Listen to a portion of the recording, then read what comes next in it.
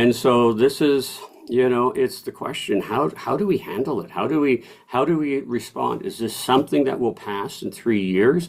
Or has there been a fundamental breach of the trust and the cooperation that has been in existence? And to be quite frank, because this is so new, we're still dealing with it. We're still trying to figure it out in Canada.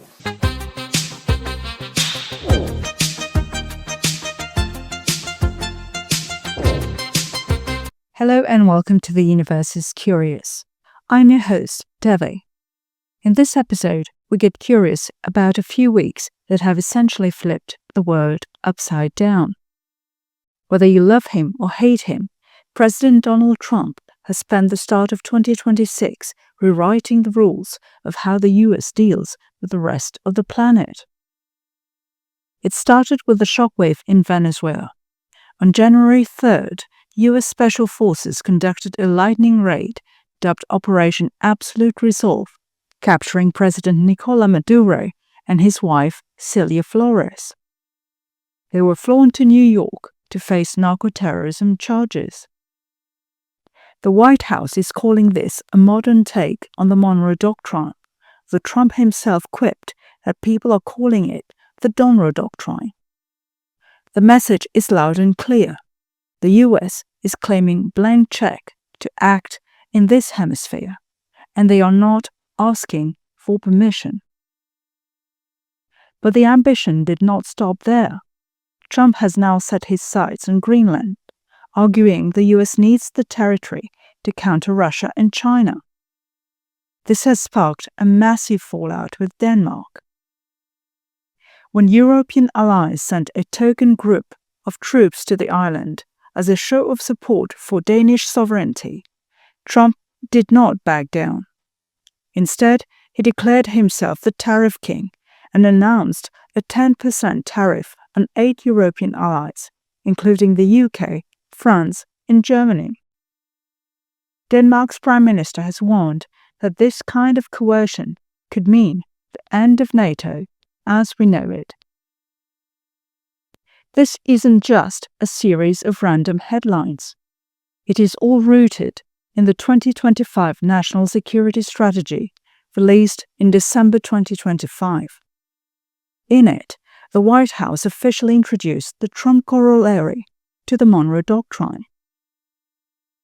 It basically states that for the US to be secure, it must have total hemispheric preeminence, dominance from the tip of South America to the top of the Arctic. It is a big stick policy for the 21st century, and we are seeing it play out in real time. So where does this leave us in Canada? Some analysts are sounding the alarm, saying we can no longer assume our neighbor status protects us. In fact, senior officials revealed that the Canadian Armed Forces have done the unthinkable.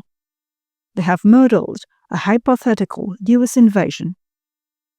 The report suggests that in a conventional fight, our defenses could fall in as little as 2 days, forcing planners to consider insurgency-style resistance tactics, the kind used by the Taliban in Afghanistan, just to make an occupation too costly for Washington. Speaking at the 2026 World Economic Forum in Davos on January 20th, Prime Minister Mark Carney delivered a blunt reality check. He warned that the old world order is dead and that middle powers like Canada have to stop living the lie that the old rules will protect us. Meanwhile, some voices, including former British Ambassador to the US Peter Mandelson, have pushed back on Europe's response, calling it overblown. He argues we should not fixate on Trump's rhetoric, but instead focus on what he sees as the real Arctic challenge, the growing presence of Russia and China. Today, we look at the significance of Trump's Venezuela raid, why Greenland has suddenly become so important, and what this moment could mean for Canada's security and its place in a changing world. To guide us through it, I'm joined by Professor Rob Huebert, one of Canada's leading voices on Arctic security and northern policy at the University of Calgary. Professor Rob Huebert, welcome to the Universe is Curious. It's great to have you with us. Well, thank you. It's my pleasure. Let's start with something that you said that really stood out. You've said that when the US talks about taking Greenland, we should take it very seriously, especially after what happened in Venezuela with the arrest of Nicolas Maduro. So why does the US raid in Venezuela suggest to you that Canada might be next for similar action? Well, I mean, there's two factors that lead into this. The first one, of course, is that we have to keep in mind that the Americans have been releasing a series of new policy documents in which they have clearly enunciated their intent to be focusing on the Western Hemisphere. This is a major shift from a much more collective security perspective that has always been much broader in terms of how it has situated American foreign and defense policy. That's the first one. But I mean, policies are policies. Often they come out and they don't necessarily take you in the direction of what is actually happening. The problem is, of course, is ever since the second election of Trump, is that there are two major factors that are coming out of his presidency. First of all, he is showing a very great willingness to do what he says he's going to do, regardless of whether or not it lines up with previous American policy, whether or not it is in fact adding to American security. It's basically following what he does say. The second element, of course, is that there is a total disruption of the collective security that has been the hallmark of American security since the end of the Second World War. And so not only do we see the efforts to go into Venezuela, but we see the use of tariffs against Canada, which is one of the United States' greatest trading blocs, and it's difficult to see how that is going to help either country's economy. And the issue in which he seems to almost have a disdain for NATO membership, that he doesn't see NATO as really playing that critical a role or as a bunch of freeloaders. And so therefore, he has been very disruptive in terms of the alliance system. And as I said, as we saw with the Venezuelan, he did what he said he was going to do, which was to take out the leadership, basically take over the resources of the country. Remember, they're going straight to the United States now, move to eliminate any Chinese or conceivable Russian influence in that context, and basically assert what he sees as a necessity of control. Again, we have to be careful before we say, well, that control is actually giving him the security that he's seeking. And that, of course, is another debate. But the fact that he constantly was talking about the greater control of Venezuela and its resources, and he has constantly been talking about annexing Canada, taking Canada, making Canada the 51st state. He has again reverted to referring to our political leader as governor. Once again, a clear indication to both insult the Prime Minister and also, I think, to show his indication. And the fact that he seems so fixated on it. I know that there is those that say that he often talks big and then ultimately backs down. But again, we have to be very careful in terms of looking at what he has done on some of the peripheral issues and what he has identified for himself as some of the core issues. Right, but Venezuela and Canada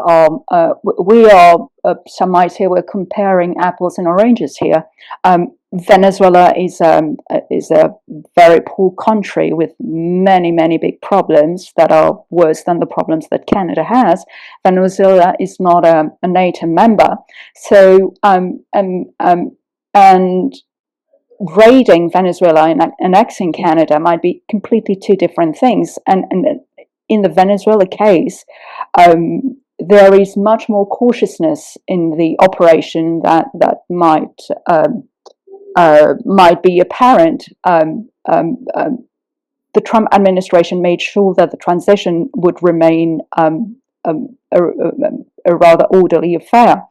So my question to you is, how is that not a bit far-fetched to compare Venezuela and Canada in terms of what actions Trump might take? Well, even to strengthen your argument in terms of provide some form of justification for Trump's action in Venezuela, we also can add to what you've just argued, the fact that American presidents have in fact seized the political leadership in other alternative elements. For example, there's the situation of the Bush administration seizing Noriega in Panama, and it's somewhat of a similar exercise. And we also, of course, can add the seizure of bin Laden under the Obama administration. So taken as isolated cases, absolutely. The question of apples and oranges, however, probably gets mitigated by the fact that we see the documentation, the actual American security policy says it is returning to Monroe Doctrine. Monroe Doctrine is for the entire Western Hemisphere. So what differentiates a Bush's seizure of Panama, of the Panamanian leader, and Obama's seizure of bin Laden is, of course, is that we now have a stated policy where the Monroe Doctrine is being reinstituted. The second part that reduces the argument of apples and orange is his action regarding to Greenland. Again, the major element of what he seems to be achieving is control for control's sake, because the two major rationales that he has provided for the seizure of Greenland is, of course, the need for security against the Russian threat and China, and, of course, the issue of access to critical minerals. The problem with those two argumentations is that since 1951, the United States has had a treaty with Denmark and increasingly with Greenland as it has been developed over the years, in which Greenland has allowed the Americans to basically develop whatever bases they wanted, including those that would be involving nuclear weapons. We know that for certain because in 1968 there was a Broken Arrow incident in which a B-52 crashed and lost 4 of its nuclear weapons. They recovered 3 of them, but there's still one somewhere on Greenland that never was recovered, probably in pieces, so it really doesn't pose any real threat at this point, or so the official line goes. The other part for the access to critical minerals, the reality is that the Greenlandic and Danish government have been very open for Western development of their resources, and in fact have taken steps to limit the ability of China to come in. Again, the argumentation that U.S. has to seize it to stop this, when in fact a much more cooperative effort, and the fact that the Greenlandic government would have welcomed that behavior. So you eliminate the two rationale that Trump has been providing for his justification for conquering and taking over Greenland, and you sit there and you say, well, then it sure looks like an apple when you're talking about the seizure of Venezuela and the argumentation for the seizure of Greenland. Now, you can probably, if you are trying to justify the Trump administration position, say, well, yes, but he's actually used military force in Venezuela. He hasn't done it in Greenland, and that was ultimately the Trump methodology of negotiating. But you then have to ask, well, what did he achieve in that negotiation that would have been different from just simply saying, Greenland, let's expand even further the base in Tufluk, which they just did recently. They expanded it from basically a listening post into a system that is plugged into their ballistic anti-missile system, i.e. Golden Dome. So that's already undergoing.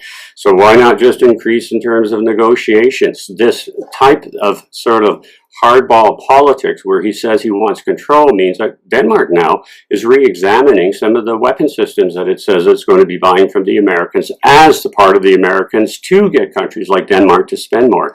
So the counterproductiveness of what he has just done has to lead you to say that you're not talking apples and oranges as you have argued, but in fact talking apples and apples in terms of actual seizure of territories within the Western Hemisphere.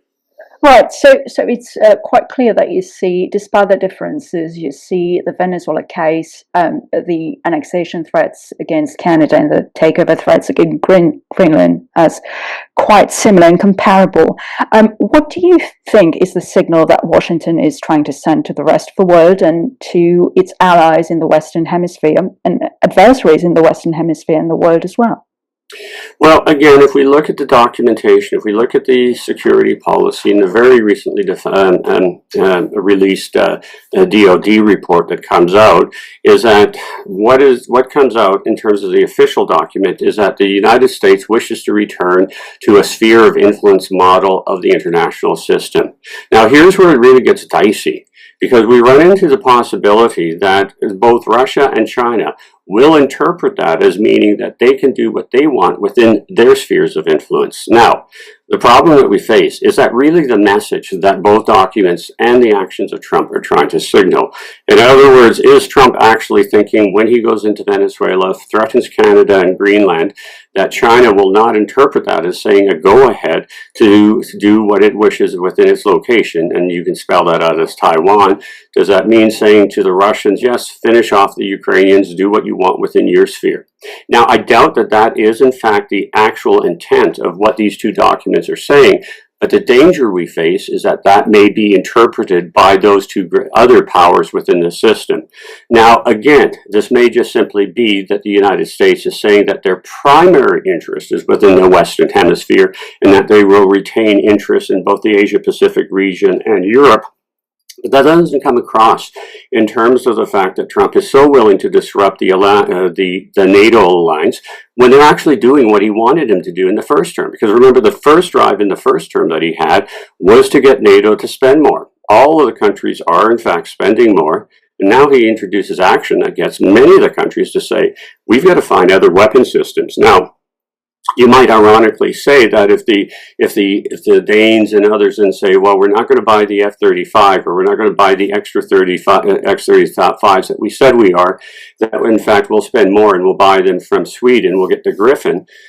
But again, most people know that for what you need to meet for the Russian threat, particularly for the speed and stealth of the capability, the F-35 is a better purchase. So you come back again and say, okay, so maybe he actually means what he says in terms of sphere of influence, and that's what the document says. And so because these documents are so recent, and because these actions are so different from what the Americans have ever done in the past, I think that we're still having troubles interpreting whether or not it represents truly a major shift, or again, it's the so-called art of the deal, where for some reason he believes that totally disrupting the relationship is the best way to go ahead into ensuring American security.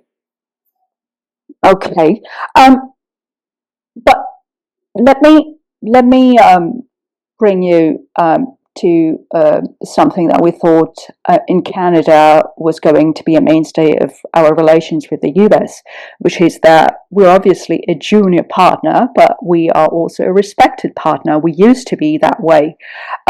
Now, with the 2025 National Security Strategy and the Donroe Corollary, that says that the US has a right to manage the Western Hemisphere. Now, if the US claims the right to act when it decides that something is too important to leave unsecured, does that mean middle-sized countries like Canada and the Americas can no longer count on their sovereignty in the way they once did? Well, this is the big question right now. I think in Canada, because we were so used to the close cooperation, both on an economic and military perspective, that thinking such thoughts of what you've just suggested are difficult for us. We've always seen the Americans as being our closest. I mean, it's always dangerous when you start sort of personalizing states. States aren't people, but there is a tendency to see the United States as our best friend, seeing us lockstep. We may have disagreements on certain issues. We had disagreements, say, back in the 1960s over Vietnam, but overarching, the alliance system that was put in place at the end of the Second World War, the creation of NATO was very much, Canada was at the forefront trying to figure out how to get the United States and us to make sure that we were on the same page with the Europeans. NORAD was another indication, and the fact that NORAD has been, I mean, there is no other agreement like NORAD anywhere in the international system. I mean, we have shared aerospace, and it was demonstrated how well it worked even recently when, of course, that the Chinese balloons and other sort of, you know, what are affectionately being referred to as UFOs, since they're not entirely certain they were all balloons, basically, that demonstrated it didn't matter whose airspace you were in. American F-35s and 22s operated over Canadian airspace. Our F-18s operated over into your airspace. I mean, we were the envy of all other countries for the degree of cooperation.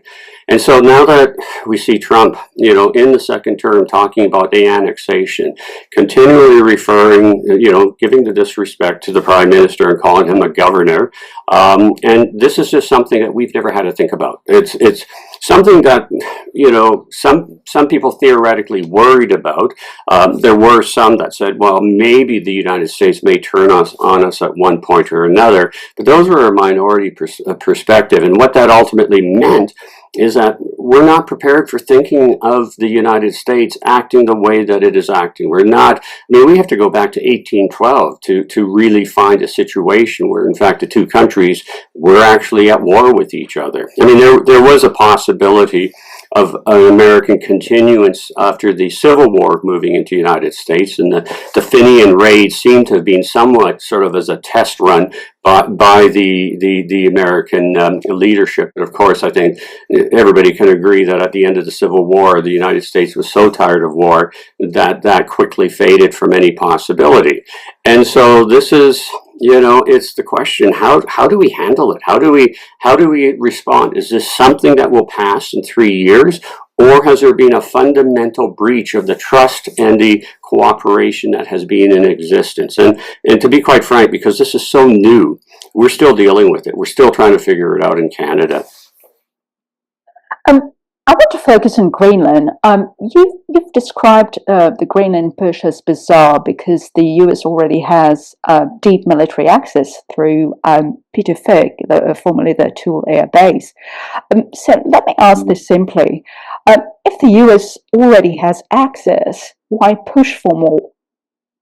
Yeah, that's the $1 million question. Why would you, Denmark has been probably one of the most cooperative with the Americans about base rights. I mean, up until the beginning of the Ukrainian war back in 2014, Norway had always, even though Norway was an ally of NATO, it had always been a little bit hands-offish about how much support, particularly for American submarines, it was willing to give. After 2014, the Norwegians were entering into closer and closer working relationships with the American Navy, and there are now instances where American submarines have come into port into Norwegian. Again, by the actions in Greenland, this growing cooperation that the Americans have been establishing and increasing within the Nordic NATO countries since 2014, now all of a sudden comes under risk. You have to wonder, when you see Trump threatening to invade Greenland, what the new NATO allies of Finland and Sweden are thinking at this point, because they know they need to have American support because they're frontline troops, frontline forces against an increasingly aggressive Russia. But by the same token, they're going, okay, this makes no sense. The other part, just to add into even a more disturbing element of it, is let's just take for the argument for a moment that the American argument that they need Greenland for greater security against the Russians, okay? Well, you've already got the ability to deal with the northern threat of the Russian aerospace by your base at Piftuk. You can cover it, you can expand it, you can do what you want in that particular context. That's up to you, United States. You have been expanding it and you can continue. But here's the other part of the equation that the Americans have just disrupted.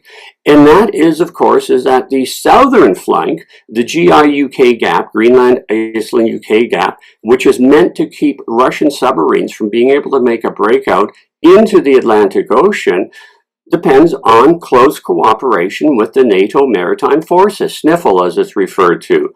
And in fact, again, looking at American commitments in the Western Hemisphere, in the Asia Pacific, and in the Atlantic, really the resources of the American capability to keep an eye on all of the submarines strictly by itself, they can do it. I'm not saying that they can't, but it sure gets a lot more efficiently done when you're doing it with your allies. So again, you turn around, you say, hey, for no apparently reason, I'm going to invade Greenland.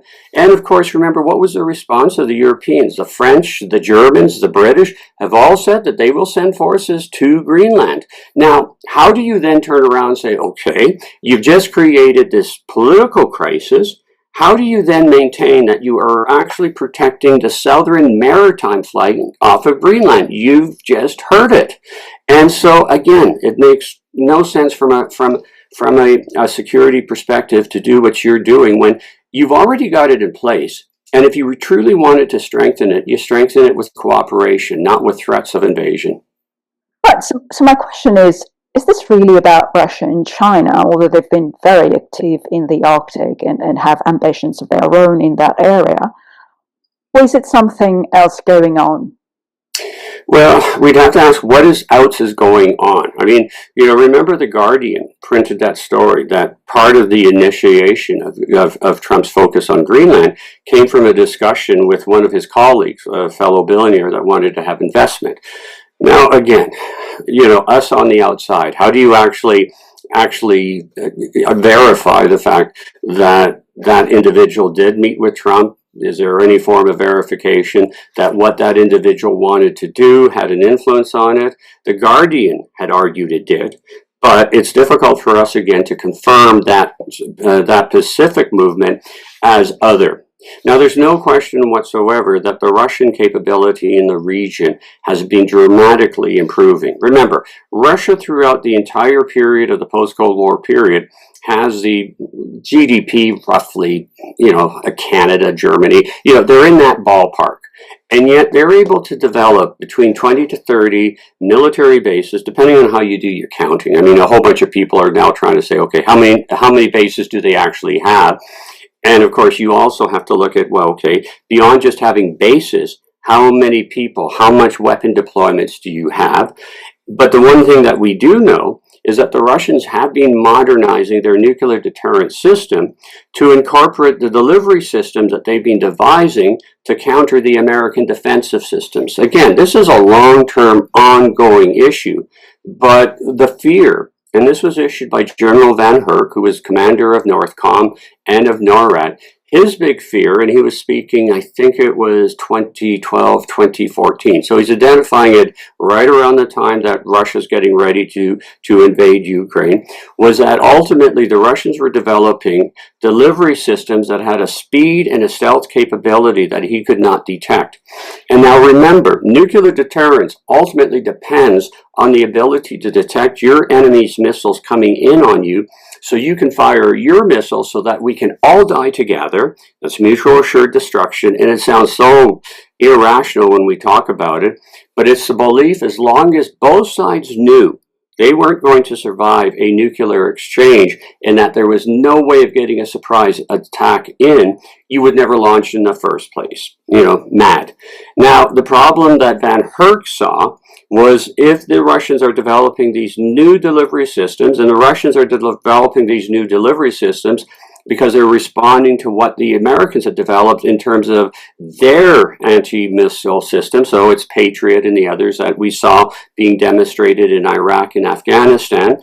And so, you get this weapon race developing, but it leaves the Russian, if Van Herk's argumentation is to be accepted, into a situation where, in fact, the Russians may be able to launch a surprise attack and not give any warning. So, what would be the scenario for doing that? Well, maybe you would want to launch an attack to take out American electronic capabilities, and then you launch an attack on Poland or some of the neighboring countries, and that's your signal to the Americans, don't get yourself involved, we've just proven that we can hit you without you knowing that we're firing, maybe. I mean, once again, these are the vagrancies of trying to figure out what you would actually do with that capability. So in other words, we have a general good idea of the capabilities, or at least we think we do. We don't know intent. Intent is always the problem. Again, we come back to the point, if you're truly having the surveillance system necessary to detect these new systems that are so fast, so stealthy, obviously you need your allies. The more you have them forward, the better the security. So we look for, as you say, well, if it's not about the security against Russia, what is it? And it's very difficult unless you're accepting the reporting that comes out of The Guardian on that, to find any other explanation except for economic control, in terms of, you'd almost have to go back to sort of colonial understandings of control in this context, because again, Greenland is a Western open market, and they were not putting major inroads or roadblocks into any of the Western requirements to develop. So it's hard to really think of the other, to be perfectly honest. I haven't seen anybody really come up with a good explanation of the other. The explanations that are given to defend Trump's position from within his supporter base is, of course, well, this is adding to American Arctic security. But if you're talking about, annexing part of Canada, you've just lost that cooperation. I mean, you need Canadian know-how to operate in that region. That's a difficult region to go. You've just pulled Denmark out of the equation, and the British and French have said that they're super pissed off at it. So how does that add to American security?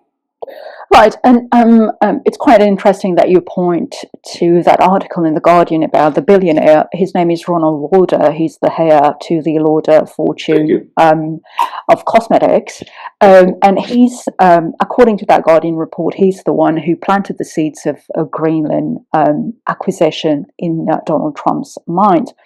And in that article, it's pointed out that Donald Trump merely relies on what friends may have told him, and he doubles down on what sounds convincing that his friends have planted in his mind. So, do you think that these threats against Greenland have not much to do with security, but the use of his office as the president to further interests that of his billionaire friends? Is that something worthy of consideration?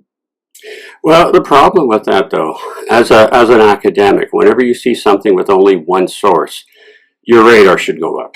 I mean, if there's multiple sources, but we run into the problem. How are you going to get any sources on this? So is it impossible? Would it be out of the ordinary that, in fact, because if you look at his big, beautiful bill, that has been pretty convincingly demonstrated that it was, in fact, a major transfer of wealth within the United States, where, in fact, that there was reduction to U.S. aid, so foreign aid was obviously cut. Different types of support for lower income Americans were, in fact, cut. And, of course, relief was provided for the so-called top 1%. So we've seen one indication, in fact, where he's been very sensitive to being able to deliver legislative change within the United States on that. Is it conceivable that this is happening? At this point, there is definitely a lot of those that are trying to demonstrate that that's the case, but we have to always be a little careful in terms of what we say is definitive in terms of what is actually balancing that behavior. Having said that, again, then you have to look at who are his advisors and what are their orientation. Remember, many have drawn the very clear distinction between Donald Trump term 1 and Donald Trump term 2, and those that he has as his closest advisors. The ones, of course, in the first term tended to, most people have suggested, follow within sort of the procedures of how the American system worked. He seems to have removed this for the first term, or for the second term, and then the question is, well, what's the motivation on it? And it gets back to the Guardian argument, which is, of course, is that he's serving the interests of his friends. Again, we have to be a little careful in terms of making that as a specific statement on the basis of evidence, but the fact that it is being brought forward by a source that most people consider quite legitimate, i.e. the Guardian, I think we have to give some weight to it. You've expressed shock about how far really Trump is willing to go to cause a rift in NATO, or some would say even to rupture NATO. And you've pointed out something that's not quite been focused upon, which is that the United States contributes 3.5% of GDP to NATO, but has asked its allies to contribute 5% of their GDP to NATO, which is well above, in terms of percentage, of what the US itself contributes to NATO. So, taking all these elements together, do you think that Trump is somehow trying to withdraw from NATO or make it even subordinated, adapted to the Monroe Doctrine? How do you think Trump is trying? What are his designs regarding NATO? Well, one of the difficulties we have when we start talking about 3.5%, 2%, gross commitment is that, of course, as soon as we are looking at the American defense budget, which is now, it's approximately approaching 900 billion. Of course, that whole amount of money isn't going into European defense. It's going into the defense of the homeland. It's going into the defense of issues surrounding the Indo-Pacific. One of the things that nobody is talking about is that the United States is in the process of entirely modernizing its entire nuclear deterrent force. It is now just about to replace the Minuteman with the Sentinel. It's ready to launch the Columbia class, which first of the Columbia class that will be replacing the Ohio. And the first prototypes of the B-21s are actually flying. So that has probably cost the Americans $500 million or $500 billion in the last 10 years. So you turn around and say, okay, well, the U.S. has this big piece of the pie. Is it unreasonable to expect the Europeans to pick up more? And of course, you know, we get back to your original argumentation, the difficulties of comparing apples and oranges. And so that's one of the true difficulties that we've always faced, is that the American defense budget, as grand as it is, as big as it is oriented on a whole lot of other stuff. And then you turn around and say, okay, have the Europeans been doing enough? And there is an argument to be made that until probably I think the wake-up call was really the Russian war with Georgia back in 2008, because that's when all of a sudden we start seeing NATO saying, we've got to get everybody up to 2%. We've got to all start being serious. And I think some of the countries that did actually become laggards in some of their defense expenditures have all come into line with the realization that they do have to spend more. But then you run into the question, okay, so you've got a country like Denmark that all of a sudden has to pivot from really having its military force on a sort of a constabulatory UN focus to something that's saying, no, we've got to have a war-fighting capability. They reversed their decision on getting rid of all fighter aircraft and saying, no, within a 2-year period, they reversed themselves, made the decisions that the best aircraft that we can go for is the F-35s. And so all the budget, except for what they spent when they were engaged in Afghanistan, has now been on a modernization on that aspect. And so you come around and say, okay, so can we actually say that maybe there is merit in terms of trying to get the NATO, the Europeans to do more? Because look at the overall U.S. budget. If you're going to make that argumentation, then you've got to figure out a way that you can separate what the U.S. is doing, say, for this nuclear deterrent, what it's doing in the Asia Pacific, what it's doing for homeland within the Western Hemisphere from what it's doing in the Atlantic. And then you very quickly realize that you can't do that. The fungibility of all of these come together, and this is where we have the greatest difficulty on trying to determine what is the proper level of effort. Now, the 2% number was originally selected more for its political sort of unity than really getting down into the brass tacks, because how do you get into the brass tacks of what is enough when you start realizing the different apples, oranges, watermelons, you know, just to take your metaphor again, in terms of trying to do the comparison. I think, though, that what has changed, definitely we saw the change start in 2008. I think that it really started picking up speed for the Europeans in 2014, and then, of course, in 2022. I think everybody got on the same page. Now, again, the Europeans have all turned around and increased their defense expenditures with a focus on the capability of war fighting, not constabulatory. And again, when you see Trump just throwing, you know, what is metaphorically being referred to as a hand grenade, you know, it's very hard to see any justification for that as a means of getting the NATO countries to do more when they're already doing more. And now they have to say, can we have the same level of trust of what we had with the Americans before? And that starts becoming the critical point. Right. But here's the thing, though. We've got NATO, we've got all the rift that's being created within NATO with the threats against Canada and Greenland, and we've got the Donroe Doctrine.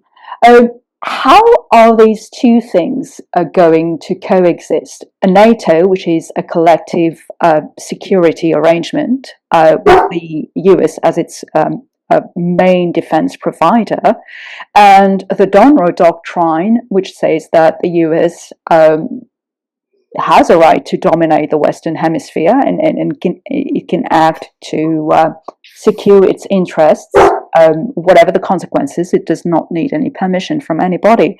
So how does the US membership in NATO cohere with the fact that the US also wants to dominate the Western Hemisphere and may be a threat to its own allies? What do you think is going on here?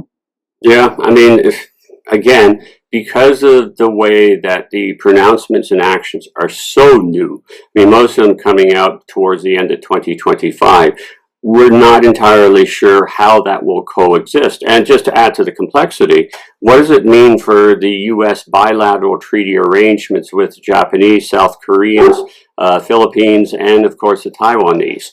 Because each of those, there's no overarching security architect the way that the Americans have it with Europe. So you have to add that into the feature of trying to figure out this complexity. Is it possible that the U.S. can still remain and keep its level of commitment to NATO on the European front, to its individual bilateral relations on the Asia Pacific, and still focus on the Asia Pacific? Again, you look at the type of resource demands that will create, and they are significant. But again, we are almost up to $900 billion defense budget, and you have to say, is that sustainable? And then you have to add in the economic security part of this. Given what Trump has been doing to the economic trading system with the imposition of the tariff system, most international economic analysis seems to suggest that we can expect a downturn in Western economic health. Now, again, we have to wait to see if this actually plays out, but there's a fairly convincing argumentation that tariffs, of course, only take away from the net prosperity that exists. So if the Americans are saying, well, we can do the Western Hemisphere, we can remain a good ally with NATO, we can remain, engaged with our bilaterals on the Asia Pacific, that has to be predicated on a strong economy. And if the economy is actually facing downturns because of some of the steps that have been taken, then of course the question comes in, okay, so which of these will the Americans say is less of a priority? Again, if we look at the documentation, it's clear what the documents say. The documents say the priority will be the Western Hemisphere. So by deduction, that means that the European and the Asian allies have to be saying, well, then does that mean that we have less support that we can count on from the Americans? Let's focus on Canada. Donald Trump has said Canada doesn't really exist. His exact words were, Canada lives because of the US, and he said those words right after Prime Minister Mark Carney gave his speech at Davos. And he's also called Prime Minister Mark Carney governor of the 51st state of the US. According to you, how seriously should Canadian officials take that kind of language? What does it really mean? Is it just bluster? Or does it reflect a deeper shift where Canada is no longer seen as a partner, but more, if I may use the word, as a poodle? Yeah, realize that we have been facing, since the second term, there have been an entire spectrum of tariffs that have been brought against us. So it's not just him, in theory, threatening this against Canada. He has been doing it. Now, here's the kicker. You can also add on to Trump's recent threats to impose 100% tariffs on Canada, because as Trump has made, as the tariffs have made it more and more difficult for us to trade with the Americans, which have always traditionally been our biggest market, we see the Carney government looking for alternative markets. And of course, there was that meeting between Xi and Carney where certain trade imperatives were reduced. And so that, of course, then caused that reaction in Trump, who said, his logic is that you have to accept the tariffs I've brought against you, but you can't do any alternative to find you just have to take it.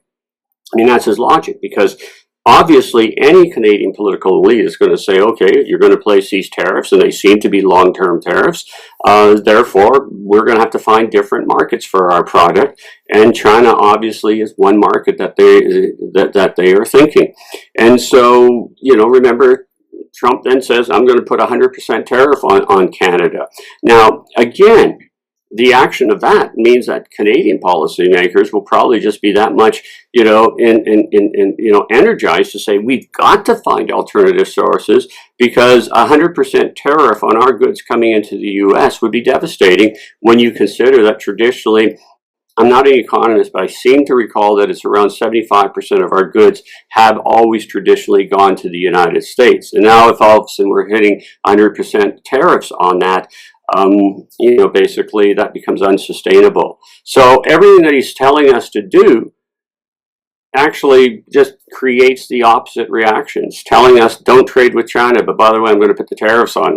There is a real, you can't meet, even if you were prone to saying, yes, we will follow what Donald Trump tells us to do, even if you tried to do it, you're not going to end up succeeding doing it. And that's one of the difficulties, I think, that our political leadership is now facing.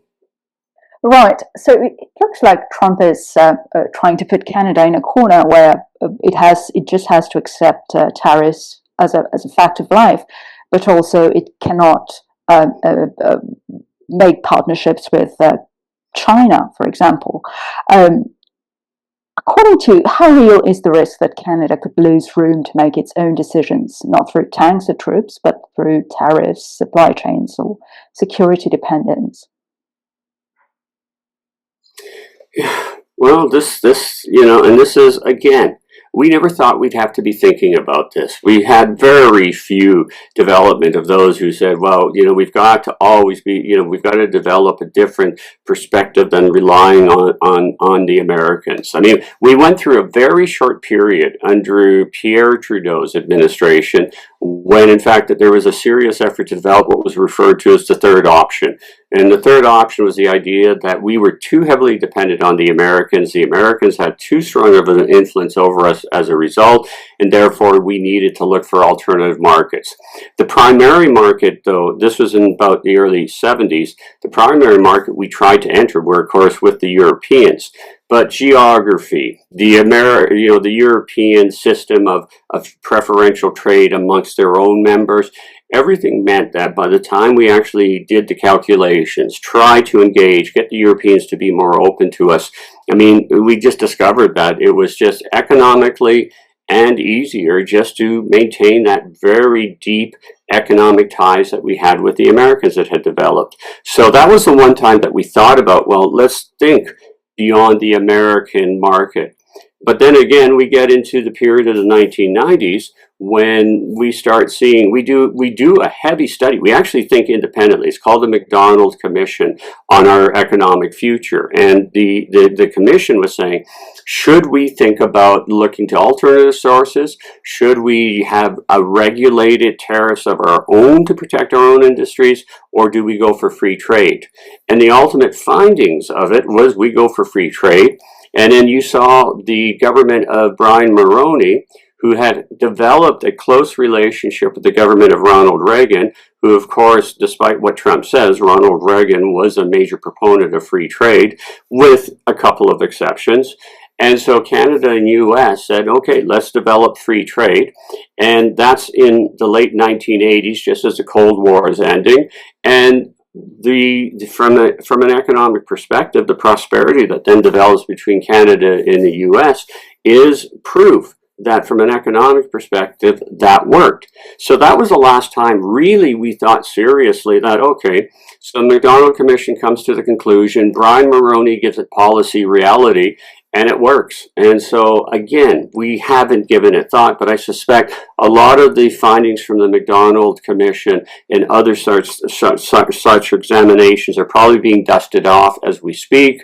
And, Canada has to figure out how, in fact, to maintain its economic well-being.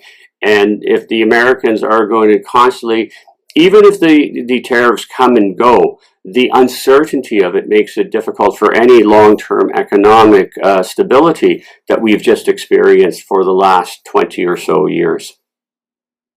At the moment, Canada is taking measures to mitigate the problems caused by the tariffs from the U.S. Administration. But is there a scenario where Canada slowly loses leverage without any single dramatic moment, meaning that it's forced to go with the U.S. Regardless of its preferences, regardless of what it wants to do? What's your take on that?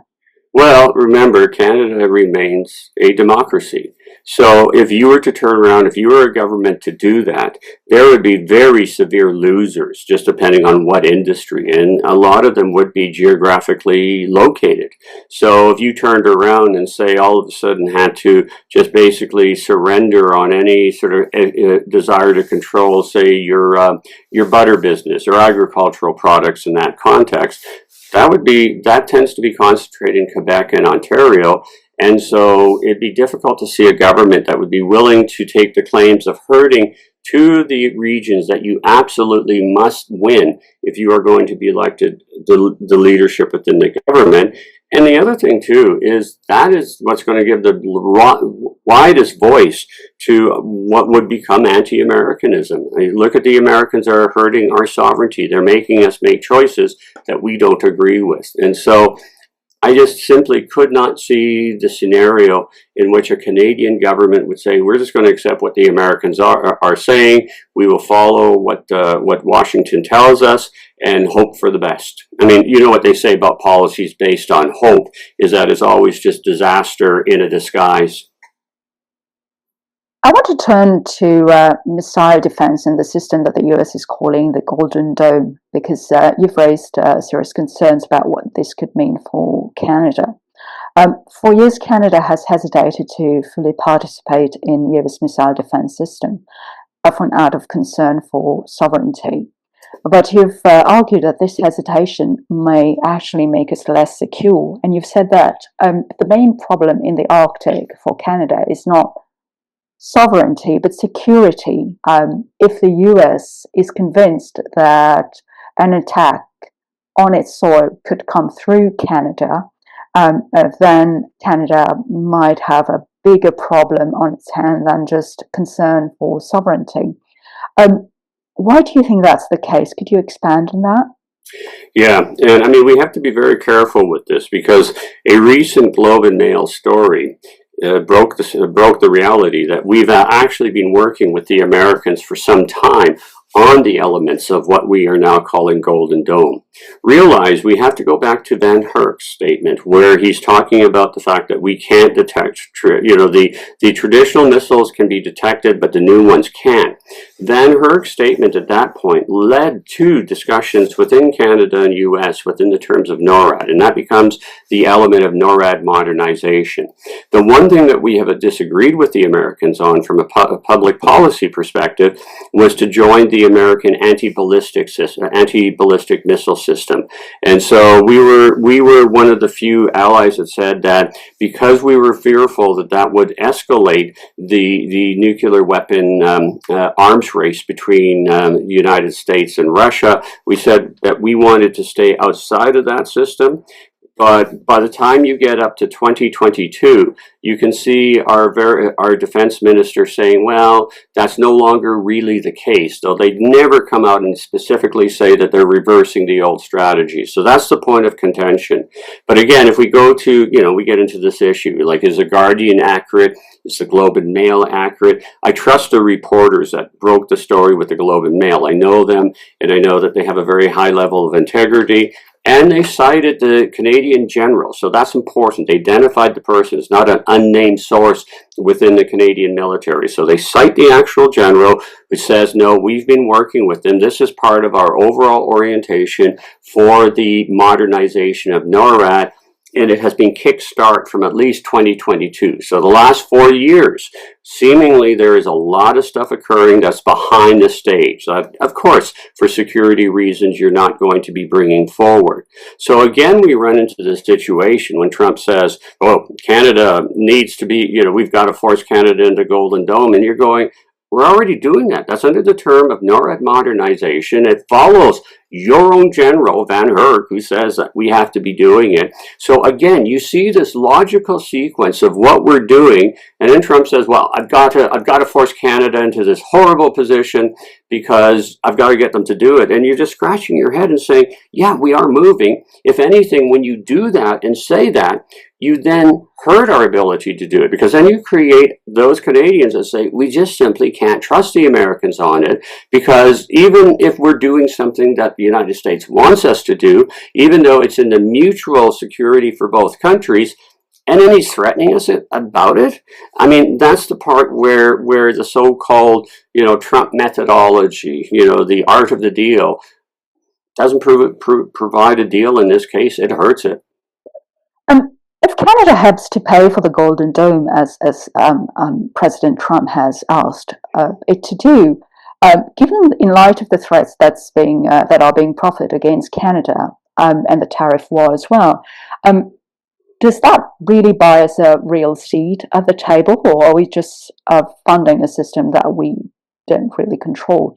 Well, again, we have to look at our past history that's existed since 1957, which was when NORAD came into existence, and we have paid substantially for NORAD. We're the ones that pay for the bases that are on our territory. What was first of all the distant early warning system, we paid our share on it. The fighters and that we maintain, the the Sabres, and then subsequently the CF-100s, and then the CF-104s. All that comes out of our budget. That's not, you guys are not, or the Americans are not providing us with the free aircraft, with free radar systems. So we're already doing it. And so therefore, historically, we've always prided our ability to do that.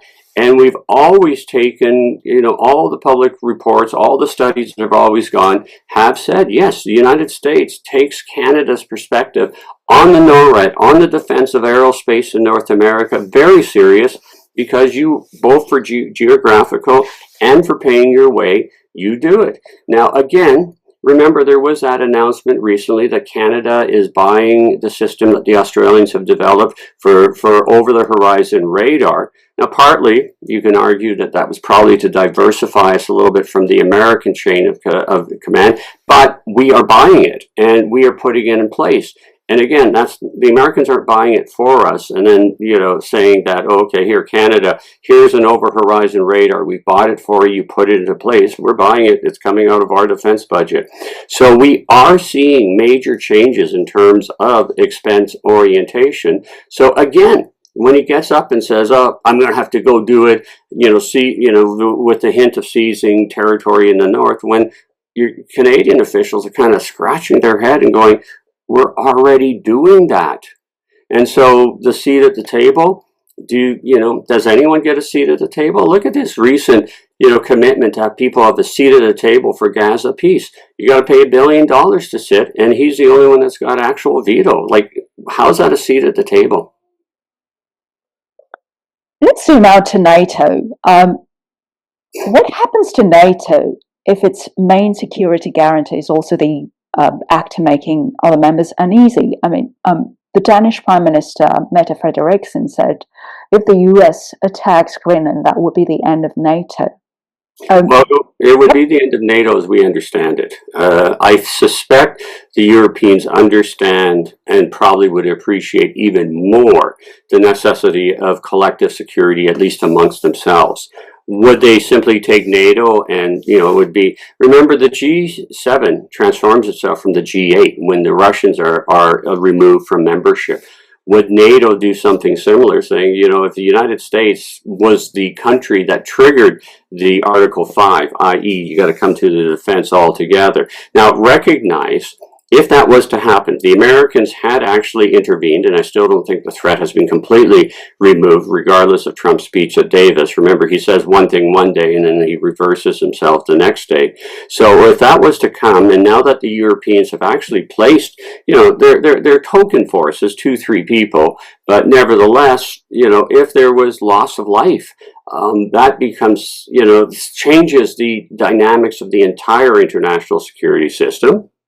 And traditionally, from a historical perspective, when you see that type of disruption within an alliance system, your adversaries tend to want to take advantage of it. That point of confusion, that's the time that you turn around. And, if we look back to Germany in 1938, and we see the inability of the British and the French to basically come to terms with the Soviet Union. Remember, they're talking about it. But Hitler then makes the move to sign the non-aggressive pact with the Soviets and then to share Poland. That was taking advantage of that alliance or pseudo-alliance system that was coming into place. Would Russia or China then look at that type of discord that would be coming to be, for China, the obvious point of aggression would be Taiwan. For Russia, would it mean bringing an overwhelming force into Ukraine? Again, we enter into a very dangerous and needlessly dangerous international system. Would then the Europeans at the end, once the smoke had settled, would they say, we have to confirm even tighter NATO alliance amongst ourselves? Maybe they would change the name because it would be no longer North America, unless, of course, Canada is able to say, hey, don't forget about us. Remember, we were one of the founders of NATO. Include us in whatever you're doing. But if we're just the act of having talks with China makes Trump want to put 100% tariffs on us, if there is in fact been this conflict, and if Canada says, hey, we want to remain a membership in NATO, what would that then create as a reaction? And you see the sort of chain reaction here could go in a very nasty way. The framework for a Greenland deal announced at Davos between NATO leadership and the US was framed as a de-escalation. But did it actually calm things down, or did it quietly normalize the idea that allies can be leaned on until they give ground? Now, it depends on what the ground's being given. Again, there are some that have suggested, because remember, the terms of that agreement, at least to my knowledge right now, hasn't been released. And so if the terms of the agreement are basically, hey, we're going to just basically have the 1951 agreement restated. I mean, if it's a situation where the agreement is just simply that the American administration realizes that they already had everything that they want, and it's a restating of it, I could see that. It's just hard for me to understand. The Danes and Greenlanders aren't, they're not commodities to be sold or given. So I can't see all of a sudden the announcement that they become the 51st state. Though, of course, looking at the American treatment of Puerto Rico, I doubt that they would turn around for what is an entirely indigenous population, be willing to grant statehood. So what would that agreement look like? So that's what we have to wait to see before we have to say whether or not that has actually solved it, or if in fact that we can expect more of the same going down the line. I want to focus on the U.S. Treasury Secretary Scott Bessent's support for Alberta separatists. In a Thursday, January 22nd interview with conservative podcaster Jack Posobiec, he publicly endorsed Alberta's separatist movement, which is quite unusual. And he said that rumor is that they may have a referendum on whether they want to stay in Canada or not, and he encouraged the Alberta separatists to join the US. Now, it's known that foreign powers often try to weaken countries by encouraging internal division. According to you, what's the risk that the US itself is now doing this, intentionally or not, inside Canada?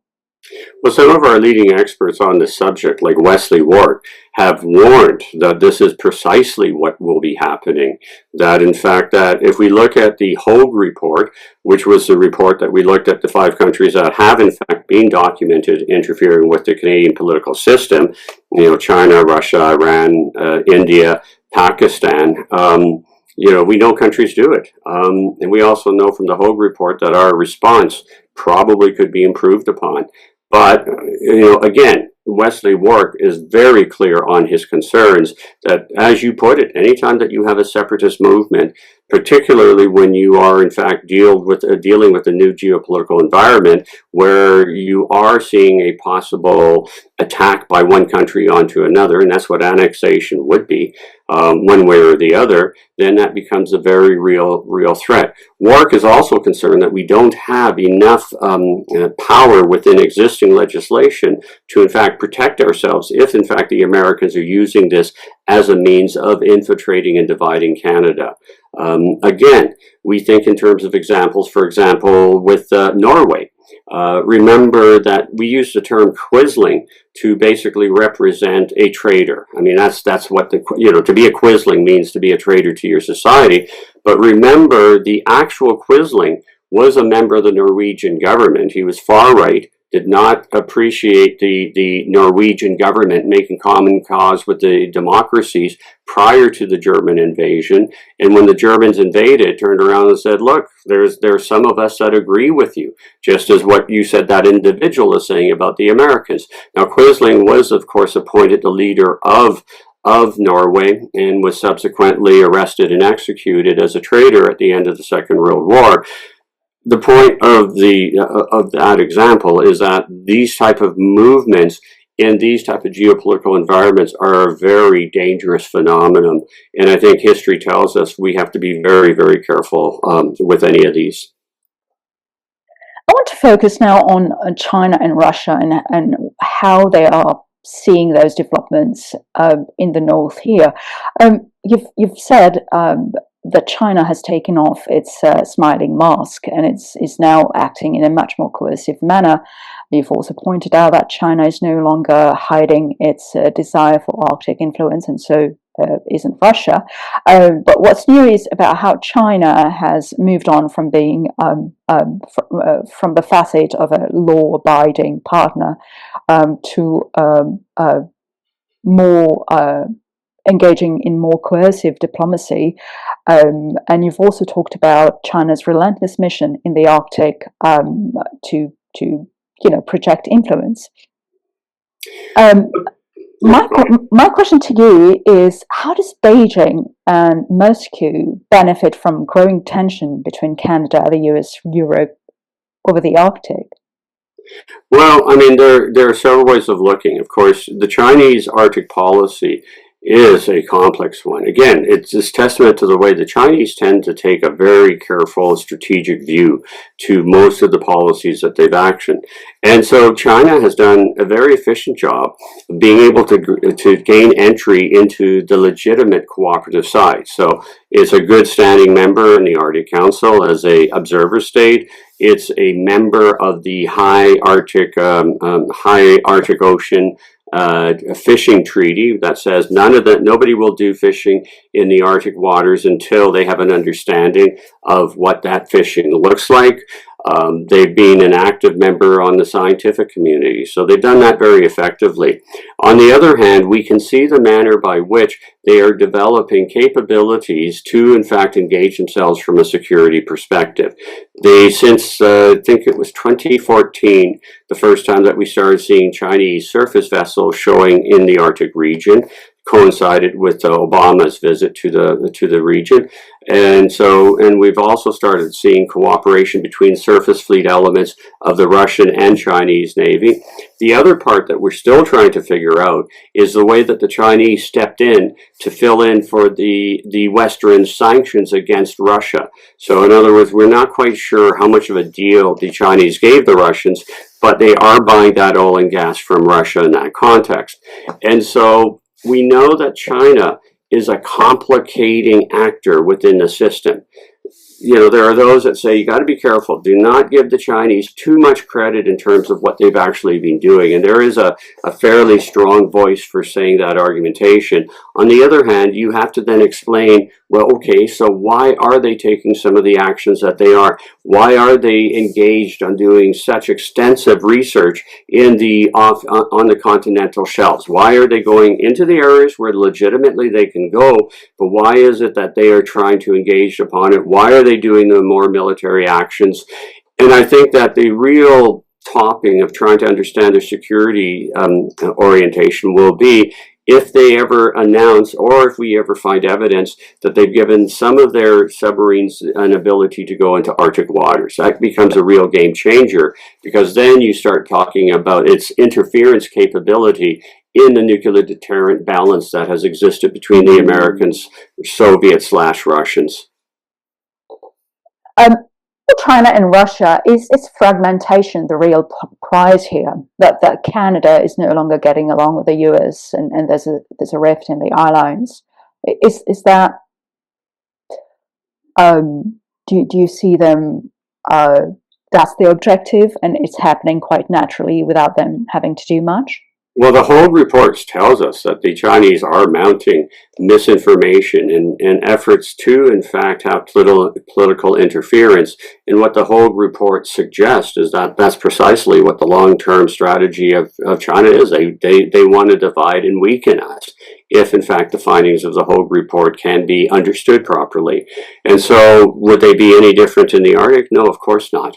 And so I would suspect that for people that study misinformation and political interference and all this stuff that now has entered, our understanding of geopolitical competition, I think there's going to be a lot of activity going on. In some instances, it'll be sort of amplifying each other. In some instances, there'll be a cross purposes with each other.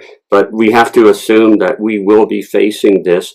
And I think the thing that kind of scares most of us is I think we have to also acknowledge what Wesley Warwick is saying, in that we have to accept that the Americans will increasingly be involved against us rather than with us on this particular aspect. Before we close, I want to step back and look at the bigger picture. With Donald Trump's blunt words for Canada at Davos this week, and Prime Minister Carney's warning that the old order is not coming back, what should Canada be doing now, not in speeches or strategy papers, but in concrete, real-world terms? I think there's probably two things. On the one hand, we have to be doing what we've started doing in 2022, and that is reinvigorating our military capability. Again, if we, the Globe and Mail broke a story about a week or two ago that the Canadian military, for the first time since probably, I'd say the immediate post-period in World War I, is talking about how do we resist an American attack. That's something. So you've got to be thinking out of the box. You got to be thinking in terms of capabilities. You've got to make sure that we are sustaining this effort as best as possible. At the political level, I think since we are a small country, Canadian political leaders are going to have to learn how to keep their mouth shut but take actions. One of the difficulties with Trump is he just, if he thinks he's been insulted, that's more important than anything in terms of American interests. I mean, American interests be damned. If he thinks that he should have got a Nobel Prize, he's going to do the stuff that he's doing. And in fact, there are those in Canada that think the reason why Trump came down so hard again with the governor comments and the insults against Prime Minister Carney wasn't so much what Carney was saying. There are those that say that Trump has no understanding of what Thucydides says, let alone who Thucydides is, and I'm a little inclined to believe that. But that the fact that Carney got a standing ovation, that was the insult to Trump that seems to have sparked this further action. So we have the situation that, to quote an American president, I think that Canada very desperately now needs to learn how to carry and get a very big stick and to speak softly, at least for the next 3 years. In your view, did Mark Carney's speech at Davos, which was widely praised, did it? What's your view on that speech? Is it going to improve things with the US? Is it going to worsen things with the US? Was that the right move? What's your take on that? I think it depends on what we do. I mean, I think I'm a strong believer that actions are more powerful than words, and I think that we have to wait to see, does Canada all of a sudden make a pivot, say, on its security? We say, okay, we're not going with the F-35s, we're going for the Griffiths, we're going for other systems that may have been American, but we're going to go for European or possibly Asian, and that'll have to be the issue. The other thing is, what do we do to get through the next 3 years? Barring the development, the outbreak of a war, through these missteps that are occurring, the general consensus is, okay, whoever takes over after Trump, may in fact be a Republican, maybe, Vance or another fellow traveler down the Magna Road, but won't be a Trump. In other words, the irrational side of it will dissipate to a certain degree. The problem for Canada is the type of structural changes that Trump is introducing into the United States are going to be very hard for anybody to reverse, and there'll be those that won't want to maintain it, which means the special relationship for Canada will remain suspect. And so I think really we've got to be trying to figure out how to move forward, both within the 3-year period, but also beyond it. Right. Finally, as we head into the next few weeks and months, what should our listeners be watching for that would tell us which direction this is really heading? I don't know. I mean, it depends on what, is Trump just saying things to keep himself in attention? Is there a logic to what he is saying, as some of his supporters suggest? I mean, this is a difficulty we face in watching somebody who is such a disruptor. Is the disruption following a logical sequence? Or is the dislodge, or is it just simply he likes being on the front page? And that gives us a very different set of outcomes, because if there's a logic to it, then I think within Canada, we need to be trying to figure out, what does it mean with the U.S. that is focused on the Western Hemisphere? What's our role within that? If it's just simply he says things because he likes to say things, then I think we have to sort of keep our head down. Again, we have to be building up the big stick, so that if in fact action is taken against Canada, it's going to cost the Americans, and so that it's not worth it. And basically, keeping our mouth shut, because that's not going to help the situation as much as you could make the argument that, well, at least you should make a statement. I should add, Canada does find itself now, I think, very much. I think the fact that Carney made a reference to Thucydides, and of course, great powers doing what they will and great powers doing less. If you actually extend it, what that is in reference to, it's the Millennium debates. And what the Millennium debate was about is that Athens shows up on the doorstep of Milos, and Milos is a small little city-state that is allied to Sparta. And the Athenian army says, hey, you got to switch sides now. You got to join us. And the Millennians turn around and say, yes, but our honor, we gave our word to Sparta. You can't expect us to break our principles and come over to your side. And the Athenians' response was, oh, hey, okay, you can keep your word, you can keep your principles, but if you keep it for a day longer and don't give us the answer we want to hear, we will conquer your city, we will kill all the men, and we will enslave all the women and children. And the Millennians say, we have our values. We can't break our values. And the Athenians are good to their words. They come in, they destroy the city-state, they kill all the men that aren't killed in the battle, enslave the women and children. And the moral of that is that's where the saying, great powers do what they want and lesser powers do what they must. And so it's a situation, the lesson that is supposed to be taught from that is the leadership of the Milos should have turned around and said, okay, we got to think about our people. That meant we got to swallow our pride and basically cheat on the Spartans. Professor Rob Huebert, thank you so very much for joining us today. I am Debbie, and this is The Universe is Curious. Thank you for listening. My pleasure.